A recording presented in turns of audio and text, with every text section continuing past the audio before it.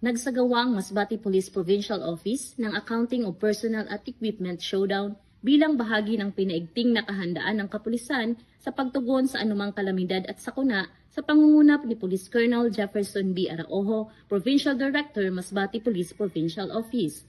Bilang bahagi ng patuloy na pagpapalakas ng disaster preparedness at emergency response capability, nagsagawa ng sabayang accounting of personnel ang iba't ibang istasyon ng kapulisan kasama ang kanilang their contingents at Masbate Police Provincial Office upang tiyakin ang kahandaan ng mga tauhang maaaring i-deploy sa oras ng sakuna at emergency situations.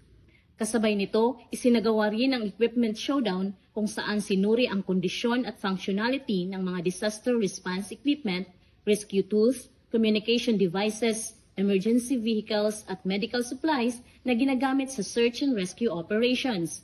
Ayon kay Police Colonel Jefferson B. Araujo, mahalaga ang regular na inspeksyon at assessment upang mapanatili ang mataas na antas ng kahandaan at agarang pagresponde ng mga disaster response teams. Nagsilbi rin ang aktibidad bilang paraan upang mas mapalakas ang koordinasyon at interoperability ng iba't ibang unit na kabilang sa disaster response operations. Binigyang diin naman ang pamunuan ng Masbate Police Provincial Office na nananatiling prioridad ng organisasyon ang kaligtasan ng mamamayan sa pamamagitan ng maagap, organisado at epektibong disaster response operations.